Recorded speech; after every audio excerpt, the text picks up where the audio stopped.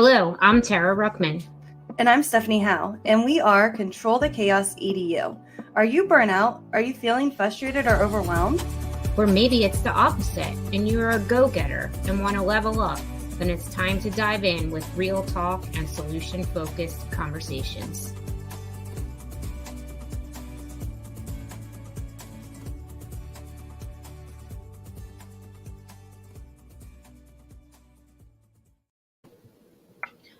Hello, and welcome to today's Control the Converse. Oh, shit.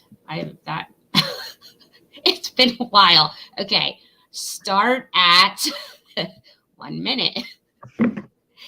Hello, and welcome to today's Control the Chaos conversation.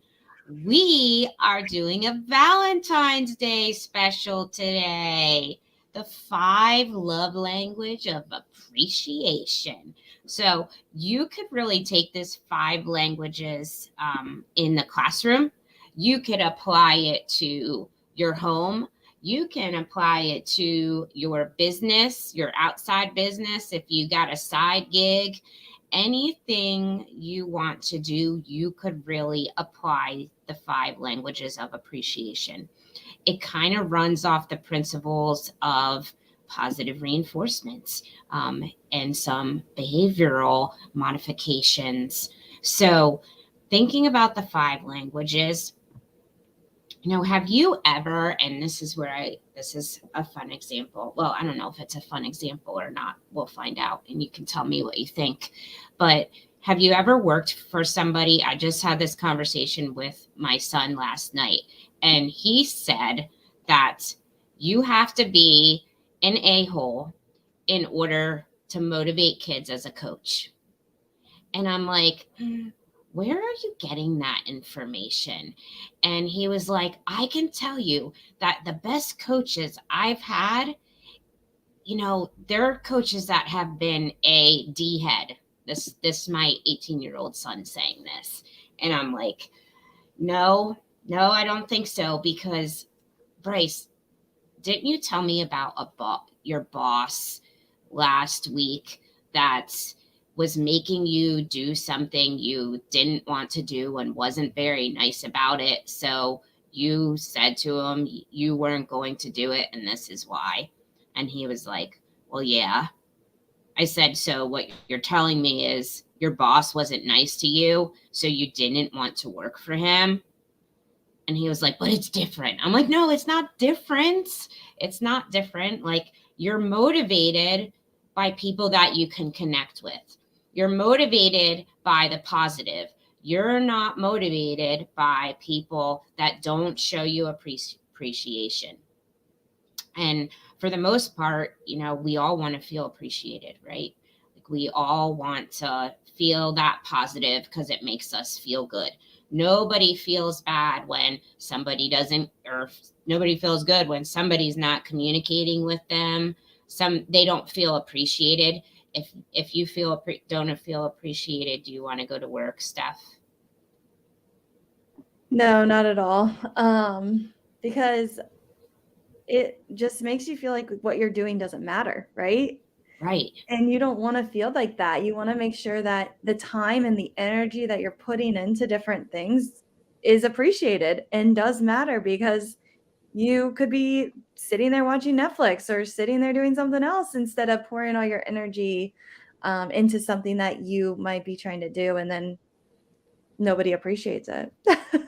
Yeah. I mean, when I give that amount of time to something, and failure is one thing, right? Like, that's a whole nother story. You can recover from failure, but like the mental piece that it has on you, if you're going to work every day and you're working your butt off for someone or some people or some students, and you feel unappreciated, it's also like leads into burnout. Like, why do I want to work this hard for somebody that doesn't appreciate me? I was in this mastermind group and looking at some Facebook things, and they actually use this 5 love languages in business to motivate their employees. And a person that owns a multi-million-dollar company had stated, like, this has drastically changed the production and the overall morale of his staff, and has been wonderful for them. So if you really look at it, like, this is something that universally, we could talk about the 5 love languages, because nobody wants to go to work, for an a-hole. Nobody wants to, like, work harder for not feeling appreciated, right? We have clean marked, so I'm not saying those words. Um, you should be proud of me for that. Do you appreciate me for not saying those words right now? I do appreciate you. Yeah. I want to say them because it makes it more dramatic, but I'm not. So anyway, 5 love language. Let's dive in. Why? Why do we, besides all of the, like, feelings behind it, throw the data at me. Yeah, there is some data behind appreciation and with people. And what I think is crazy is when you do look at some of these reports, it is 60% of different employees feel really unappreciated at work, which is crazy to me to think, like, people are going to work and they don't feel appreciated for what they do. And I think a lot of times it's because we're not responding to how they feel appreciated. And I went to a session at Teach Better. So it was a conference in Akron, Ohio. It was probably one of the best conferences I've ever been to. Had so much fun there. And I went to a session on love languages. And she had the best description. Now, we're on a podcast, so you're going to have to visualize this. I don't know what they're called. Those little bubbles. Do you know, like, the water bubbles? What are those called? Pebbles? I don't know what they're called. Like the bubbles in your drinks? Like bubble tea? No, well, kind of. They're like that, but they're not. They, like, go into flowers and they're nice decorative pieces. Oh, okay. I don't know what they're called. Yeah, I don't know what their name But is. picture those little bubble teas. Bubbles. Like, picture them white, because black is just not as pretty and pure and all that.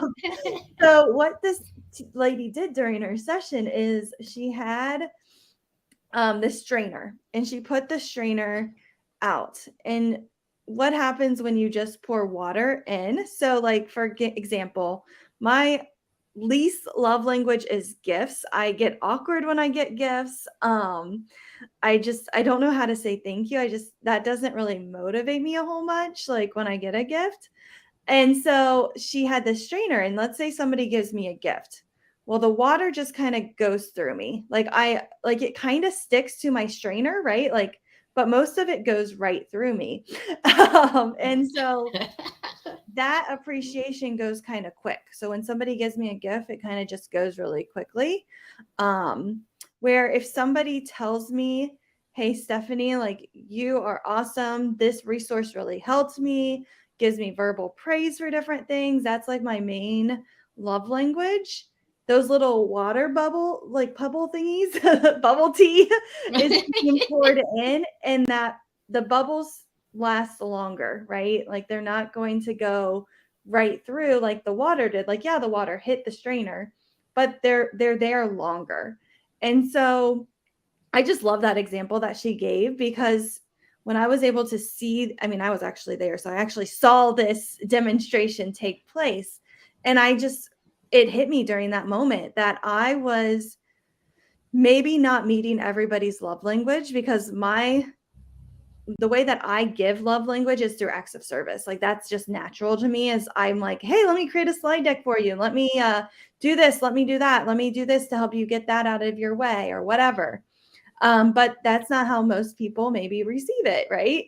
And so my little pebbles that I thought I was putting on there, because I'm like, I am spending a lot of time giving and helping people create different resources, but it wasn't sticking for a lot of people.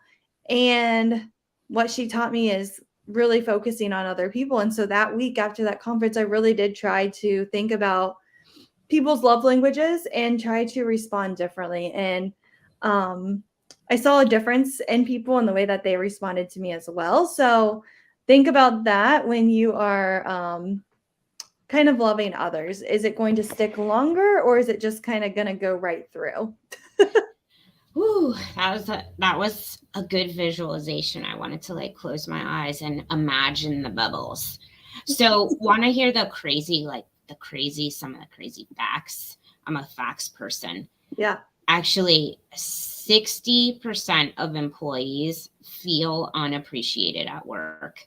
And out of the 60% of those people that are feeling unappreciated, these are the top reasons. So, um, 46% feel they lack support.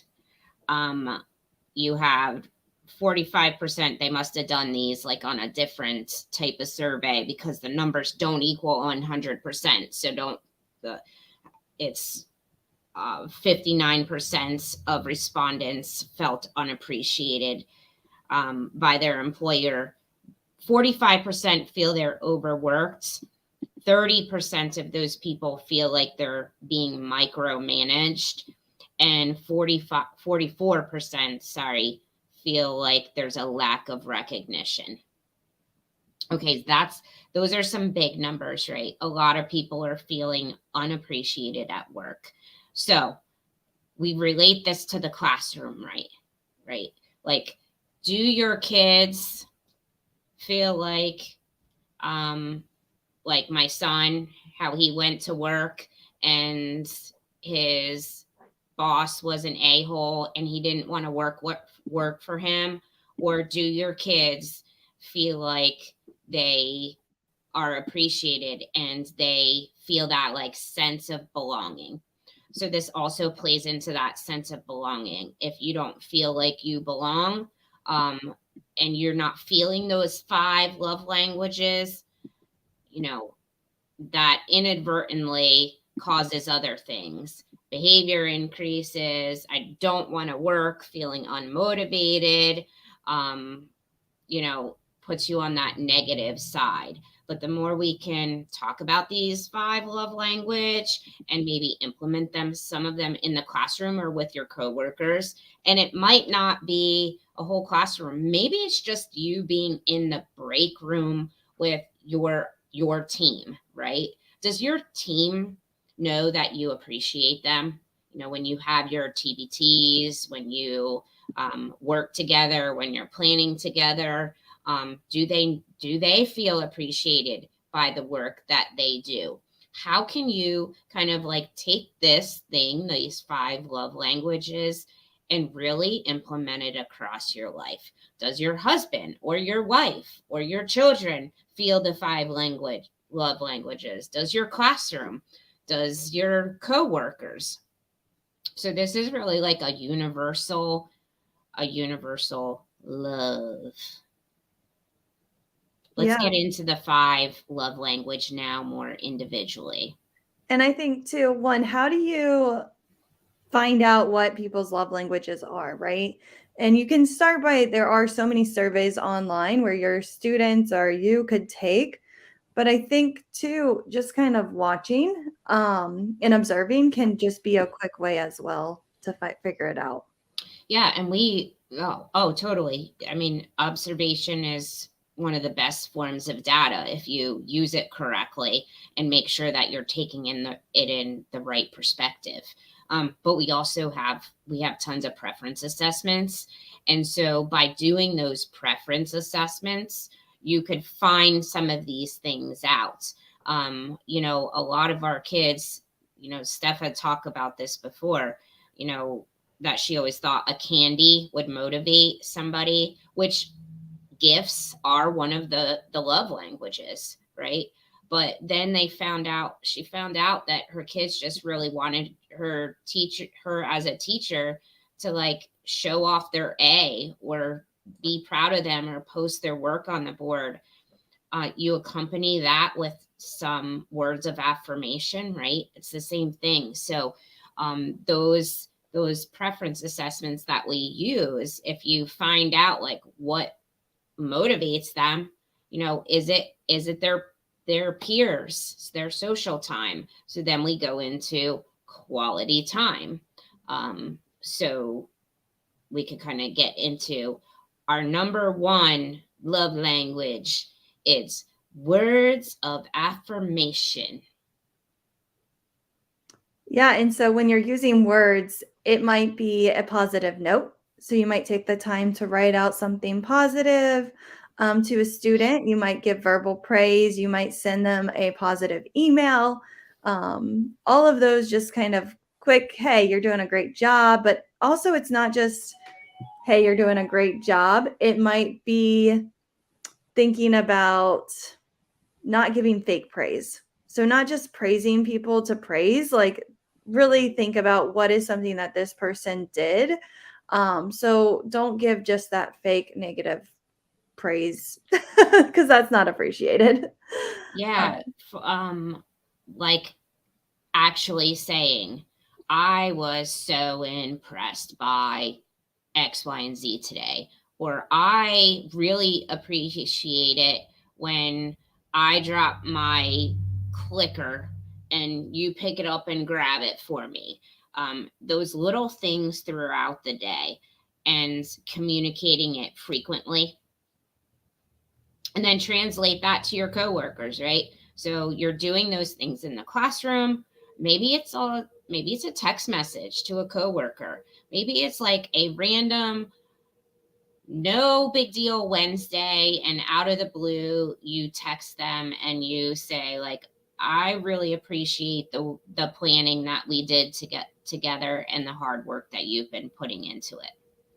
So making sure that we communicate that frequently and communicate that in multiple ways. Maybe we send an email to a parent that says, your son or daughter had a wonderful day today. I really appreciate how hard they are working in class. And then, that parent is that's like a secondary words of affirmation, right? You send it home to the parent, you say it to the student, and now the student is getting that positive from you, but also getting that positive from home. So now they're really feeling appreciated, right? Because I'm sure that email home, that parent is going to share, hey, I got this email from your teacher today, right? So now you've like double whammied them with appreciation, and now they're really feeling good. Heartfelt statements, just like letting students know that you care about them as a person, right? Not just a student, but you care about them as a person, whether it's, maybe being engaged with them over, on a Monday from over the weekends. And when you are engaged with them, I really appreciate you sharing some of the things that you do outside of school, making sure that they're feeling that. Yeah, and next up is that physical touch or maybe safe touch if we're thinking about school. These are the like high fives, maybe fist bumps, hugs, pat on the backs. Maybe when you're entering the classroom, like all of your students, these students love that, like able to like give you a hug or high five. It's a great time to kind of welcome them into the class. And I've seen some teachers make like a choice board where it's like an entrance where it's like, pick your welcome today, I think is like what it's called, where they can decide if they want a fist bump, a high five, a hug. And then they have that kind of control of, hey, this is what I kind of want. And just again, when they come right into that entrance of the door, it's just a great way to welcome those students. And they have that choice as well.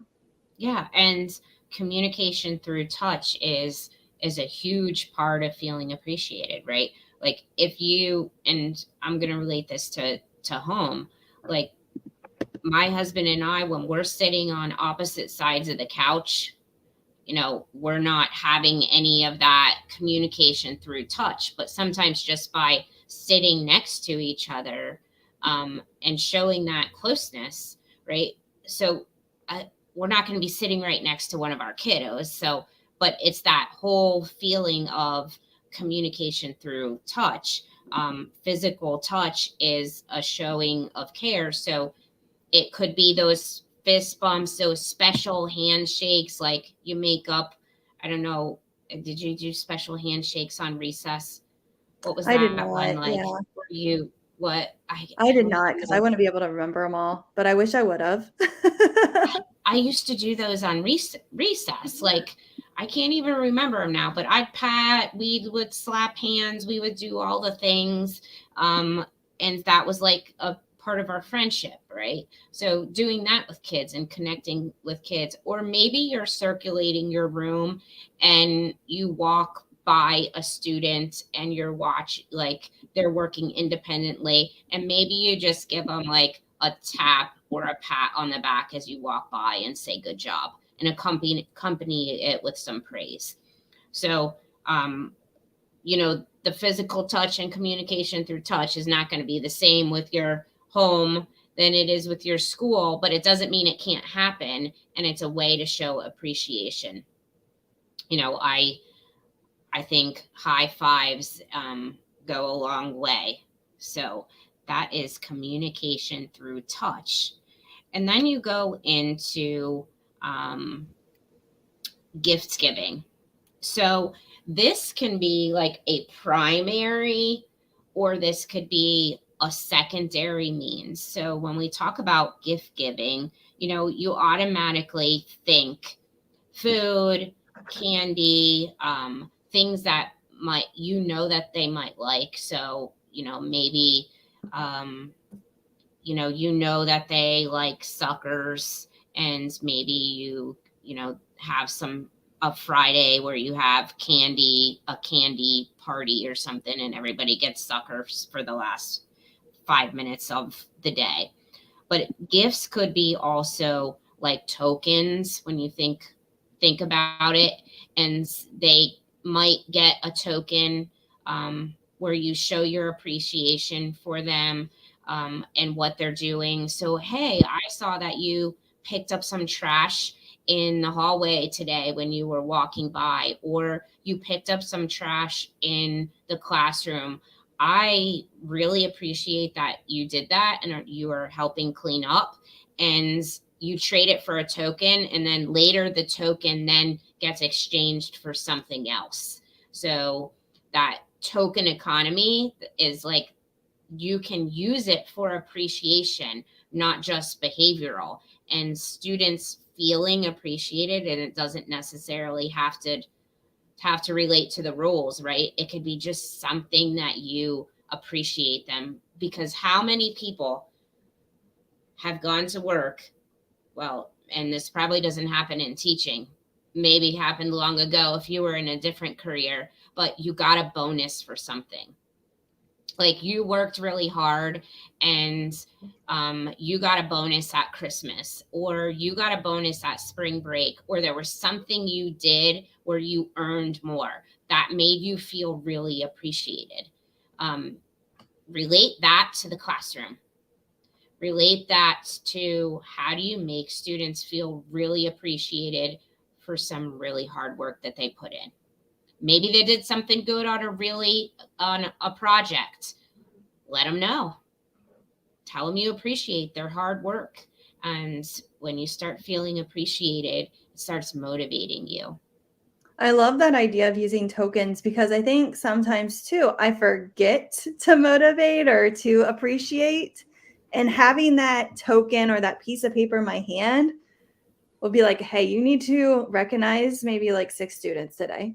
And then you're able to hand those out to those different students that maybe did go over and above. But having that token in your hand, that's just a really helpful reminder. And then if it is words of affirmation, I think I can just say, here's a token, and then I can give them that positive praise as well. Yeah. So then you're meeting some multiple love languages there, right? Which I Yeah. think is always a good thing. Well, and it doesn't even, it can then correlate to whatever you want. The gift doesn't necessarily have to be monetary, right? It doesn't Mhm. have to be something that's tangible. It could be that some of their favorite music, and maybe this classroom really likes, I don't know, I'm country, so I would probably say Blake Shelton. Maybe, and that's probably not going to happen for kids, but I really love Blake Shelton. So maybe you play a song Blake Shelton during an activity that I'm doing. I really feel appreciated because you took the time to get the know the music that I enjoy versus the music that you enjoy or the music that you think you should play or the calming music you think you should play or whatever it is, because we all have playlists, right? Like we have play music. Well, we don't all have playlists, but some of us have playlists, but it's usually based off on what we feel is the music to play. So what about just showing your appreciation? Like, you guys worked so hard today. What's the music you want to hear? And playing some of their tunes that they can relate to. Mm-hmm. Yeah, and I think when it comes to gifts, you don't want to forget a special occasion. So if it's their birthday, make sure you don't forget it. Some tips for that is put it in your calendar. Just put a reminder, hey, it's this person's birthday, and make sure that you do something special. Also, I think unmeaningful gifts. I mean, they love gifts, but when you can relate it to that person, kind of like what Tara was saying when it comes to that music, really taking their interest in matters to them as well. And So, sorry. no, I go ahead. super love that tip about putting it into your calendar, because if anybody has Facebook, and every day it reminds you whose birthday it is, if they have their birthday in Facebook, is that like, Facebook has saved me. And I'm like, I hopped on Facebook. Oh crap, I missed their birthday. Facebook reminded me, and then it like gets me out of a jam. So if you take a few minutes at the beginning of the year and take all the birthdays to put into your calendar, and then you have that pop-up reminder, then you know that you didn't forget anybody. That's a really good tip. I like that one. Yeah. And then the next one is acts of service. So this is where you might be going out of your way to help somebody. Maybe it's cleaning something, cleaning the kitchen if it's your loved one, helping them clean their desk out. Maybe it is that you're co-teaching a lesson. And I feel like the acts of service one is the easiest to find in the classroom, like the kid, because it's the kid that is always like willing to help you, right? It's your kid that is like, I want to help you clean your desk. I want to do this. I want to do that. They just love helping by just giving of their talents and their time.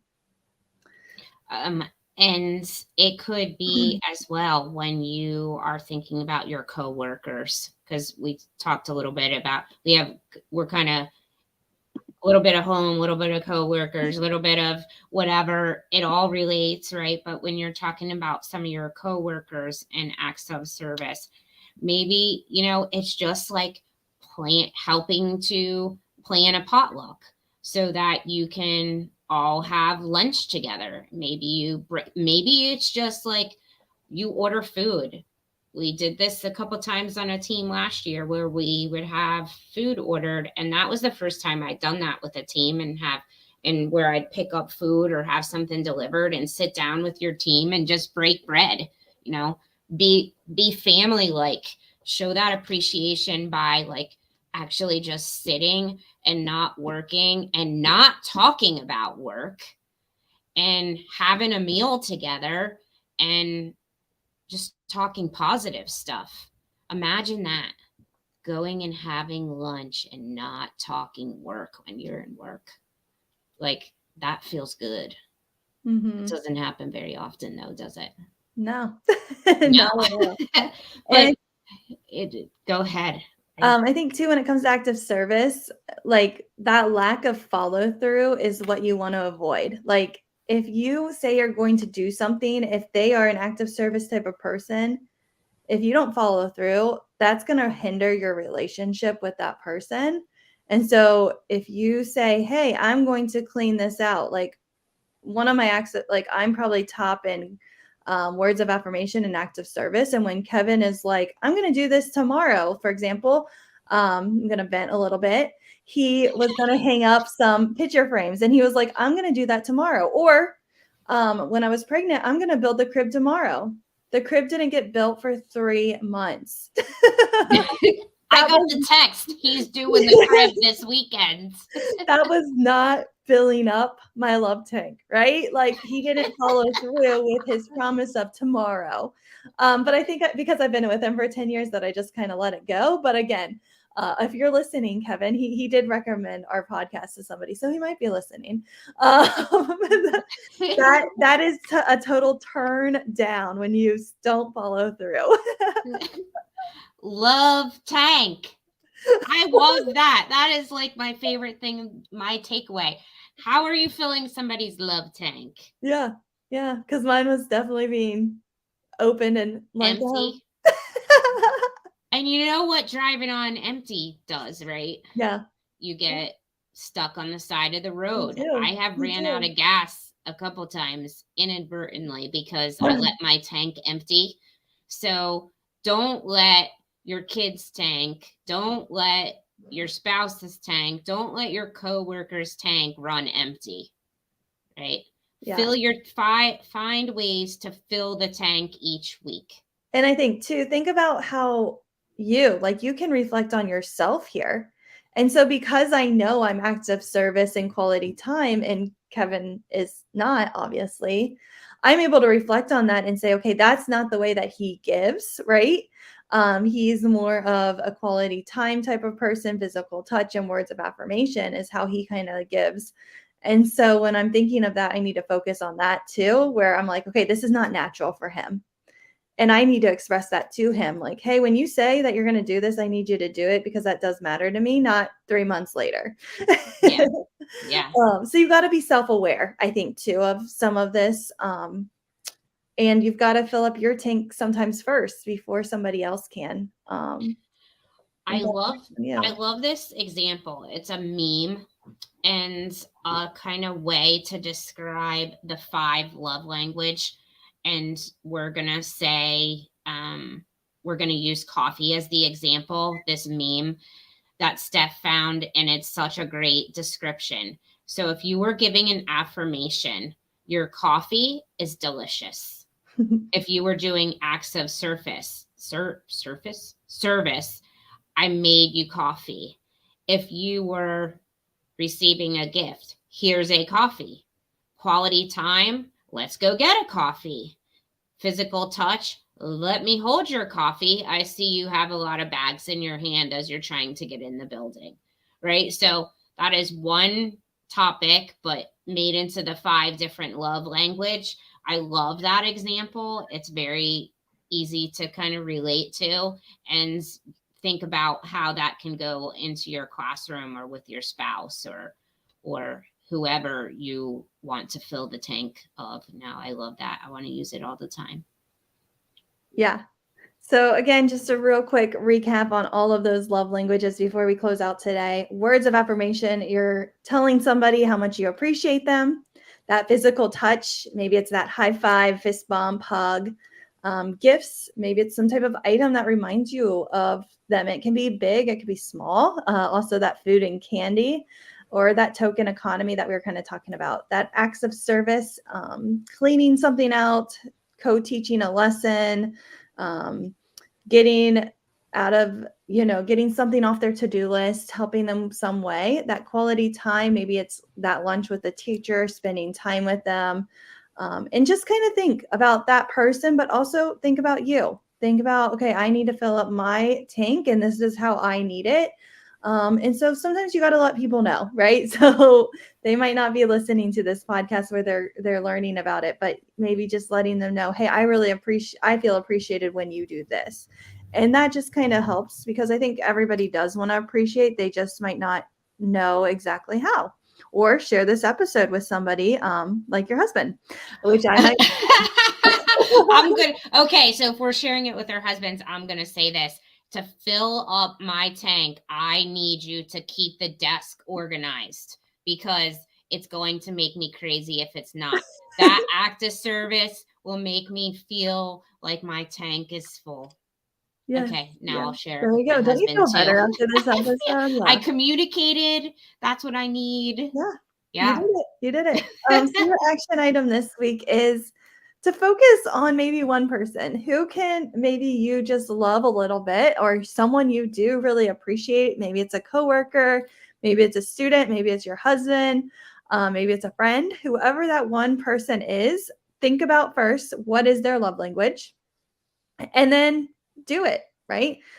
So go get them a gift if that's their love language. Maybe you can spend some time with them, or take them out to lunch, or clean something for them. So again, think about that one person and make some action items there by just loving them. And I think what you'll find is it returns, right? Once you love someone, it typically comes back. And how you can kind of move forward with that relationship. And it just kind of grows stronger. All right. Thank you so much for listening today. And as always, please feel free to share the episode. Also, like and subscribe and leave a review. We would love some reviews. That is one way that you can show some love language to us. With that is through your words of affirmation. And have a great week. We can't wait to see how you just love others and control the chaos with the love languages. Thanks for listening to Control the Chaos EDU. Check out the description for show notes. We look forward to connecting with you on social media. Subscribe to the weekly podcast so you never miss an episode. Control the chaos. Until next time.